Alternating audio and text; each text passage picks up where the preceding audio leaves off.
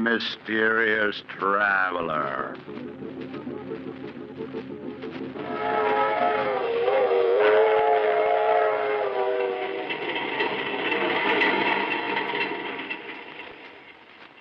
This is the mysterious traveler, inviting you to join me on another journey into the realm of the strange and the terrifying. I hope you will enjoy the trip, that it will thrill you a little and chill you a little. So settle back, get a good grip on your nerves, and be comfortable, if you can.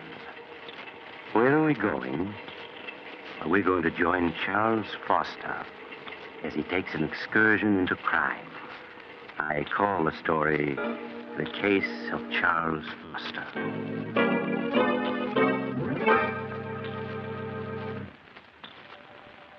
Late one evening several years ago, when I was practicing medicine in a large eastern city, I visited Charles Foster, a friend and patient of mine. I took with me Flush, a cocker spaniel he had entrusted to me. Hello, Doctor. Glad you were able to come. I see you brought Flush. Hello, Flush, old boy. He's missed you, Charles. I've missed him, too, Doctor. It's been quite lonesome without him these past few months.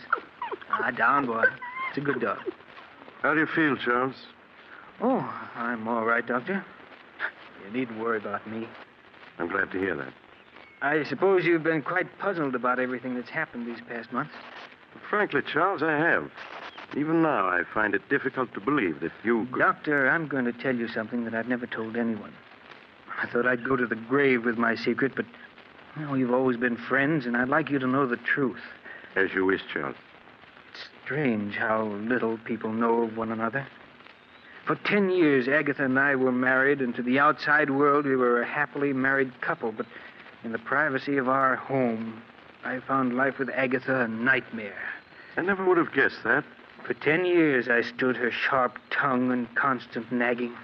I might have gone on taking it the rest of my life. Fate hadn't decreed otherwise.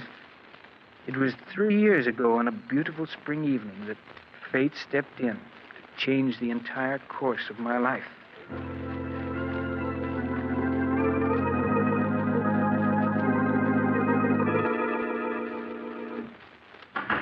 Is that you, Charles? Yes, Agatha? Did you remember to buy me some more of my cough medicine? Yes, here it is.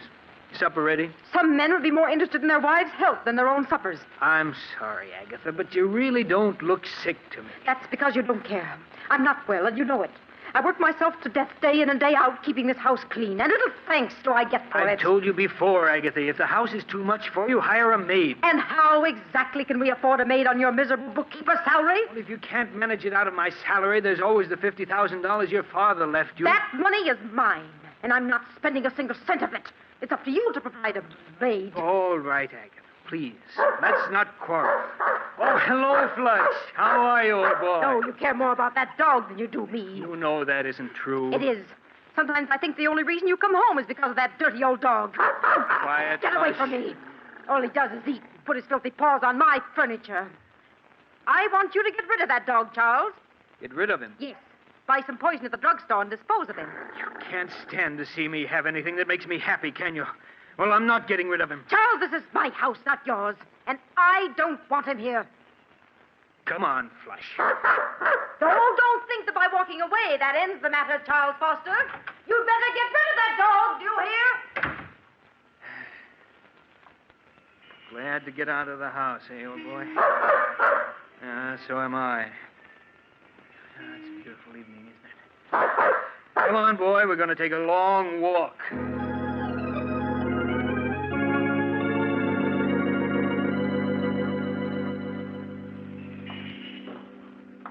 You want to turn around and go home now, Flush? No, neither do I. Pardon me, but aren't you Charles? Julia! Julia Sanders! Charles, I thought it was you. Oh, let me look at you. Oh, Julia, you haven't changed a bit. You're as lovely as... How long has it been since we last saw each other? 10 years, almost 11. Has it really been that long? Julia, have you ever forgiven me for what happened? Of course, Charles. I was so insanely in love with you, Julia, that I couldn't bear to have other men look at you. You know that I didn't mean... I know, Charles. I've thought of that night constantly. It's been like a nightmare ever since. Please, Charles, it's all past and forgotten now. You were perfectly justified in breaking our engagement. After what I'd done, there was nothing else you could do. I understand you married Agatha Winthrop a year after I'd gone abroad. Yes, Julia. After you left for Europe, people kept telling me what a wonderful wife Agatha would make me. I allowed myself to be convinced and married her. Well, I'm sure everything turned out for the best. Oh, but it didn't, Julia. Almost from the beginning, our marriage was a failure. For these past 5 years, Agatha and I have merely been living together under the same roof. Oh, I'm sorry, Charles, that it didn't turn out well. Nothing turned out well, Julia, after I lost you. I hope things have been better with you these past 11 years. Oh, I can't complain. I spent a number of years in Paris studying art and working at dress designing. Oh. I only came back a few months ago. You've never married? No. I'm working now for Morgan's department store as their art director. Oh, really? Well, my office is only a few blocks from there. Look, Julia, why don't we have lunch together tomorrow? There are so many things I'd like to know. Well, I'd like to, Charles, but I think it would be much better that we don't. Oh, now, surely, Julia, there's no harm in two old friends having lunch together, is there? No, I suppose not. I won't take no for an answer. Do you know where Drake's restaurant is? Yes. Will 1 o'clock tomorrow be all right? Yes, that's my usual lunch hour. Good, then it's a date.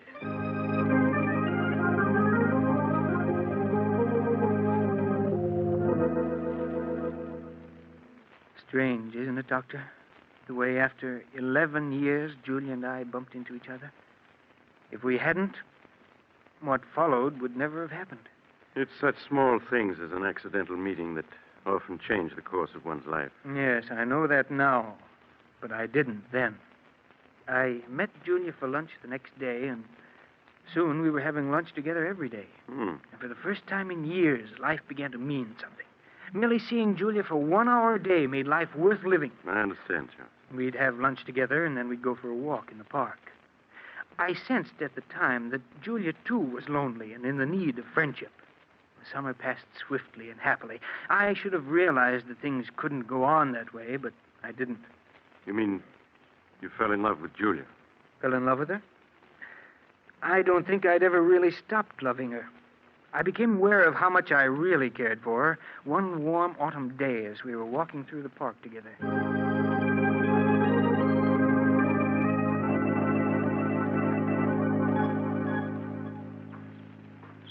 Julia, Yes, Charles? what about going to the theater with me tonight? Oh, I wish you hadn't asked me, Charles, Why? because it means we can't go on seeing each other anymore. But why shouldn't we go on seeing each other? Because you aren't satisfied any longer just to see me at lunch, and it isn't right for us to go out together at night. But surely there's no harm in our going to the theater together. You're married, Charles. That's reason enough. All right, Julia.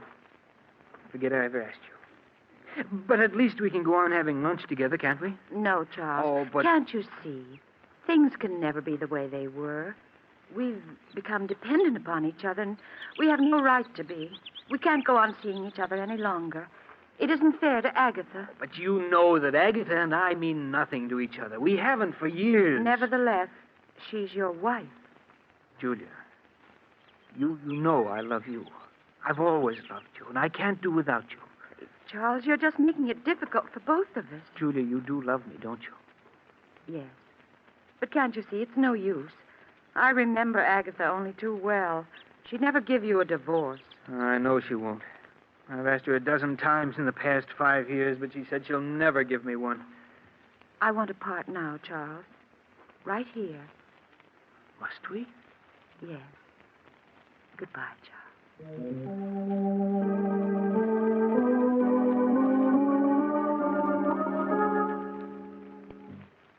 My life seemed to end that day, Doctor, with our parting. I went through the motions of living, but nothing seemed to matter any longer. I can well understand that. Months went by. Every day after work, I stayed in town, unable to face an evening at home with Agatha. When I did arrive home late at night, she'd be waiting for me. Is that you, Charles? Yes, Agatha. Sorry if I woke you. Now, lot you care. Coming in night after night at all hours, leaving me alone in this big house. Oh, don't think I don't know what you're up to. I know you're kind, Charles Foster. You better go to sleep, Agatha. A fine chance I have to sleep with you putting on the bathroom light. You know I can't sleep when that light's on. It'll take me a minute to brush my teeth, then I'll turn off the light. Agatha, Well, what is it now?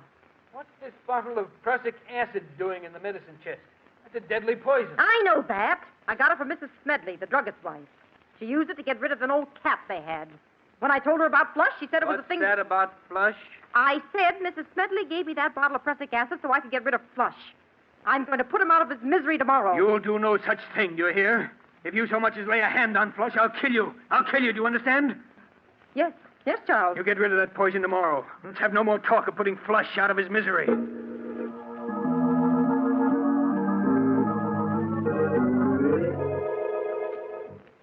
I lay awake for hours, Doctor, unable to fall asleep.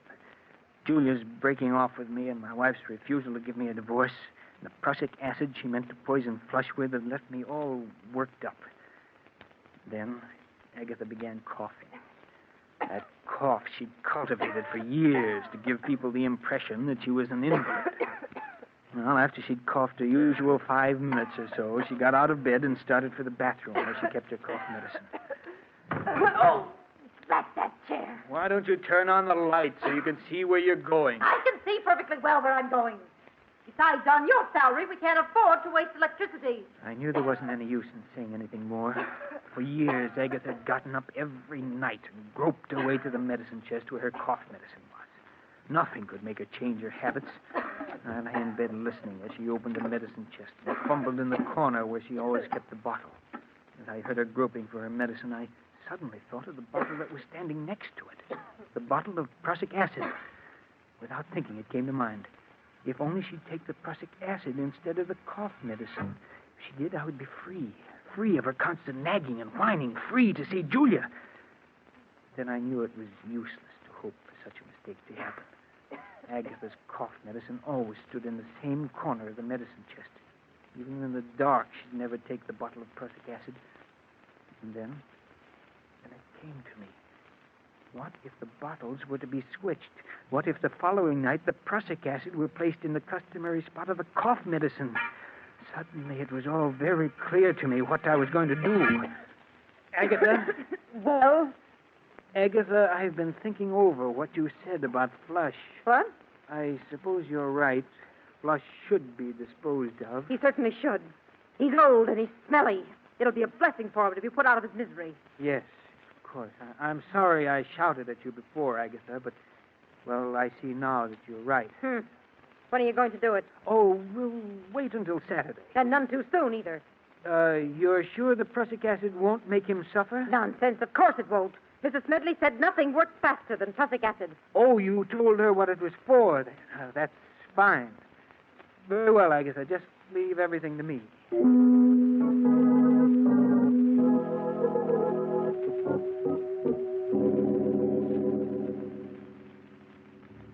The next night, Doctor, after Agatha was in bed, I quietly strolled into the bathroom and opened the medicine chest. I compared the bottle of cough medicine with that of the prussic acid. They were both small bottles, almost identical in size. I removed the cough medicine from where it stood in the corner of the chest and replaced it with the poison. Then I went to bed and waited impatiently for Agatha to start coughing.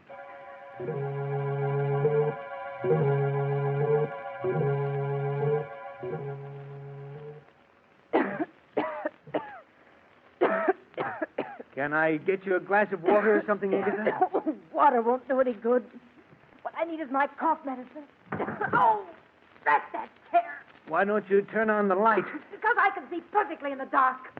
Besides, someone's got to economize on the electricity in this house.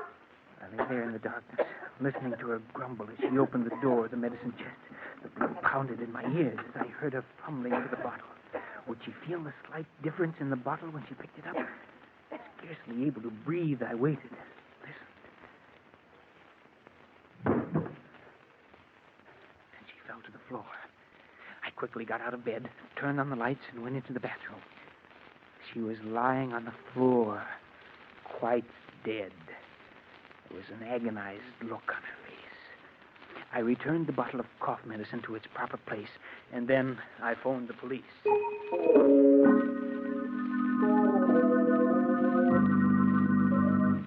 Now, you say, Mr. Foster, that your wife was in the habit of going every night to the medicine chest for a few drops of her cough medicine. Yes, that's right. And she never turned on the lights when she went to the medicine chest. Oh, no, sir. Wasn't that a bit unusual? Well, I always used to tell her to turn on the lights, but she said it was a waste of electricity. I see. And you say your wife, it was her who placed the bottle of prussic acid in the medicine chest next to her cough medicine, eh? Yes, sir. I'd never touched the bottle of prussic acid. You see, it was my wife who procured it, and she... Yes, Mr. Smedley, the druggist, has testified that his wife gave it to your wife. Mr. Foster, are you familiar with the contents of your wife's will dated 10 years ago? Yes, I am. Then you know, of course, that your wife left her entire estate to the Home for the Aged. Home for the aged? Oh, yes.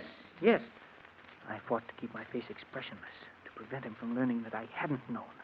All the years we'd been married, Agatha had given me to understand that all her money would go to me. Now I knew that she'd been lying. Her will had been made out in favor of the Home for the Aged for years. I began to feel angry at the way she'd cheated me. But a moment later, I was grateful that she had. Frankly, Mr. Foster, your wife's death occurred under very suspicious circumstances, to say the least. For years, she'd gone to the medicine chest every night without mishap. And yet, on the second night that there was a bottle of prussic acid in the chest, she met her death. Were it not for the fact that your wife had left her entire estate to the Home for the Aged, I might be inclined to go further with this investigation. As it is, I'll instruct the coroner's jury to bring in a verdict of death through accident. That's all, Mr. Foster.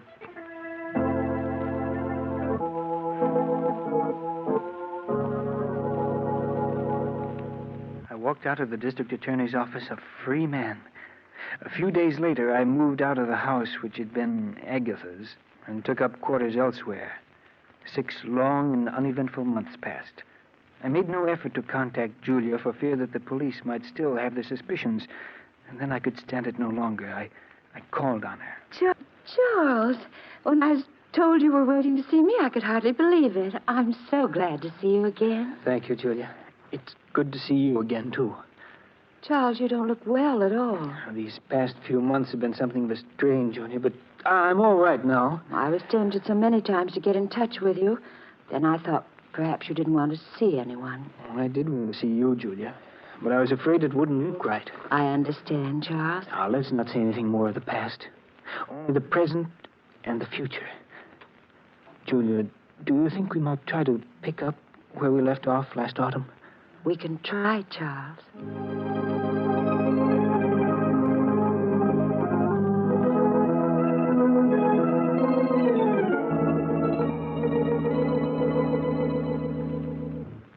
Julia and I, Doctor, began to see each other night after night. Life for me became exciting and wonderful the way it had been 11 years ago before Julia and I had broken our engagement. Didn't you ever stop to think of what you'd done? You mean Agatha? Yes. No, Doctor.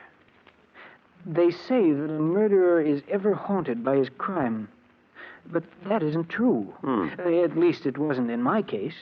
To me, Agatha was part of another life in the dim past. I rarely thought of the past, only the present and the future. No, if I had any fears at all, it was the fear that something would spoil the happiness that Julia and I had found together. But nothing did. And a few months later, we were married with you as my best man. Yes, I remember. My second marriage was everything that my first hadn't been. The first time in my life I knew what true happiness meant. Julia and I were poor, but that didn't matter, for we had each other. The months swiftly passed. And as our first anniversary approached, it was hard to believe that we'd been married almost a year. Charles, before you leave for work, will you sign a check for me? Oh, who's it for, dear? Never you mind, Mr. Foster. You just leave a signed check. I'll fill in the amount and the party it's meant for. Mrs. Foster, you're acting very mysterious. Well, a wife has a right to act mysterious once a year. Darling, I suspect you're going to use this check to buy me an anniversary present. Well, whatever you get me, please don't make it neckties. Well, I'll have you know I have very good taste in neckties. I know you do, dear, but I have to wear them. You're an ungrateful wretch. Very well, I won't get you ties. Good, then I'll sign the check for you. And please bear in mind that you can't make this check out for more than $312.50. That's all we have in the bank. Oh, I'll leave you at least the 50 cents. You'd better leave a good deal more. We won't be going up to Lake Ellis. Charles, are we going up to Lake Ellen? Oh, it slipped out. And I meant it as an anniversary surprise. Oh, Charles, that's wonderful. When are we going? This Friday afternoon, I've rented a cabin and a small motorboat on Lake Ellis for the weekend. Oh, darling, what an exciting surprise. Charles, you're sure it won't be too expensive? Why, nothing can be too expensive for our first anniversary. Oh, darling, I've never been so happy.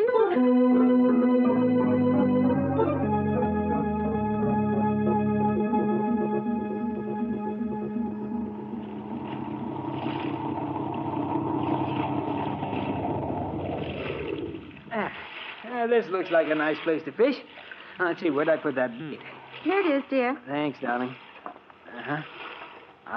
Here's a nice, fat, dimpled worm. Well, if you can't stand to see me bait him, just turn the other way. That's it. It'll only take me a minute. Charles, look. Let's wait till I get this. There's smoke coming out of the engine hatch. What's that? Yes, you're right. It's on fire. There are flames shooting out. Fire extinguishers at the other end of the boat. Charles, you'd never make it. You'd be burned. Yes, you're right. Besides, even the extinguisher wouldn't do much good now. The fire's too big. What are we going to do? Oh, the heat. It's becoming unbearable. There's only one thing we can do, Julia. Let's go over the side. We're almost in the center of the lake. I can't swim. But I can, dear. I'll manage to keep us above water somehow. Well, all right, darling. I'll do whatever you say. You'll come through this, Julia. Now, don't be afraid.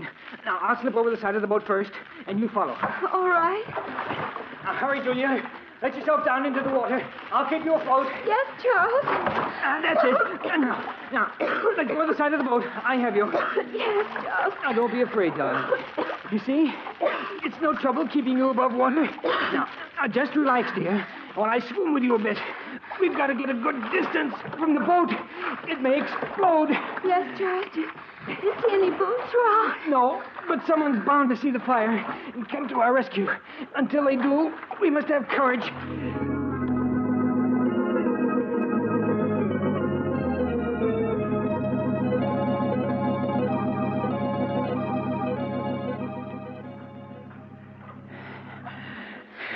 You're tired, aren't you, Charles? No.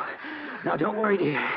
I can keep us afloat for a long time yet. Oh, why doesn't someone come to our rescue? They will. Someone must surely have seen that boat burning. But, Charles, we've been in the water so long. Oh, it just seems long, darling. It can't be more than 10 minutes. 10 minutes? It feels more like... Charles! I've got you, Julia. Just for a moment, you slipped away from me. Oh, darling, it's no use. I'm just a millstone around your neck. What are you saying? Why should we both drown? Charles, save yourself. Save myself? Yes. I want you to let go of me. Let go of you? No, never. Yes, you must. You're too tired to keep going. No, darling. Either we're both saved or we're both drowned. Oh, I won't have you throw your life away. Let go of me. Julia, stop trying to break loose. Julia, darling, don't. I can't live without you. Julia, stop struggling. Save yourself. Julia! She's gone.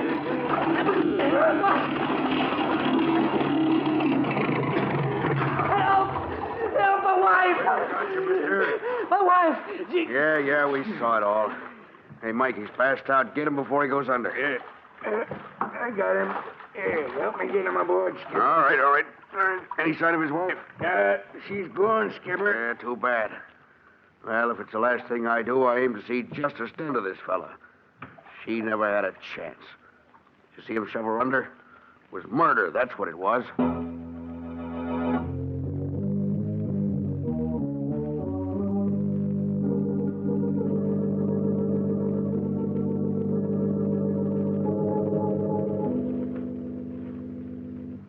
Now, Mr. Foster, both of the men who rescued you claim that as they approached you and your late wife in their boat, they saw you struggling with her. You admit this? Yes, but I tell you, I was trying to save her, not drown her. No, you were trying to save her. But both the witnesses testify they saw you push her head under. They're wrong. I wasn't pushing her under. I was trying to bring her to the surface. You must believe me. Oh, Mr. Foster. You maintain that you were rescuing your wife, not drowning her. Yes. Is it true, Mr. Foster, that you were engaged to your wife 11 years ago and that she broke the engagement? Yes. That's true. Would you mind telling the jury why she broke the engagement? We had a misunderstanding. A misunderstanding? Do you call shooting the woman you're engaged to just a misunderstanding? No. You must let me explain. It's true that 11 years ago I did shoot Julia, but I've been drinking. I didn't know what I was Mr. doing. Foster, you do admit shooting and wounding her. Yes. Have you ever seen this before? Why, yes. That's the insurance policy I took out for Julia and myself. Exactly. And when was this policy taken out? Well, about a month ago. June 15th, to be exact. And what's the value of this policy, Mr. Foster? Well, if either my wife or myself died, it provided $10,000 for the survivor. Yes, Mr. Foster. If either you or your wife died a natural death, it provided $10,000 to the survivor. But there's also a double indemnity clause in this policy, isn't there? Yes, but One that provides you with $20,000 if your wife died an accidental death, such as drowning. Yes, that's true, but I swear I didn't drown my wife. I tell you, I was trying to save her. Save her, not drown her. You must believe me. You must.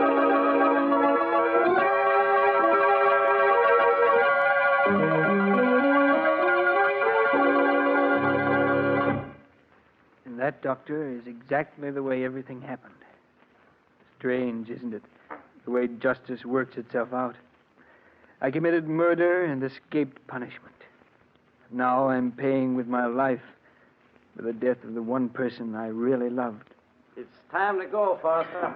All right, Warden. Goodbye, Doctor. And take good care of Flush, will you? Of course, Charles. Goodbye. All right, Warden. I'm ready. Let's go.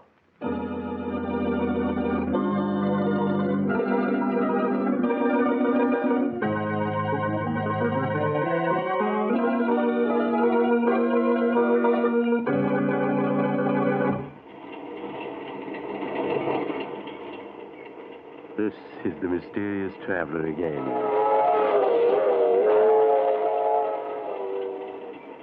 Did you enjoy our little trip? Too bad about Charles Foster, wasn't it?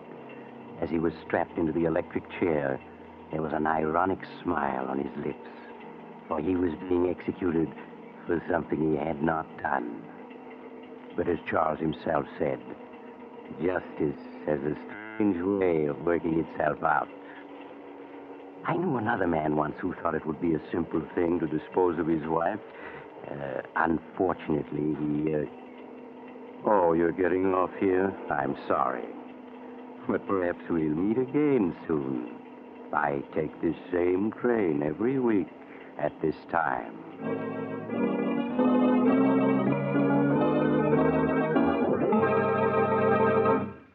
You have just heard Chapter 64 of The Mysterious Traveler, a series of dramas of the strange and the terrifying.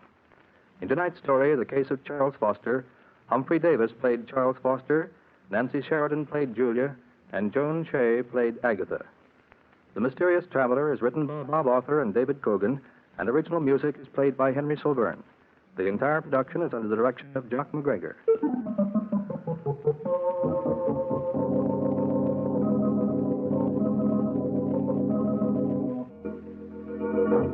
Listen next week to a tale titled Blood Money. Another Tale of the Mysterious Traveler.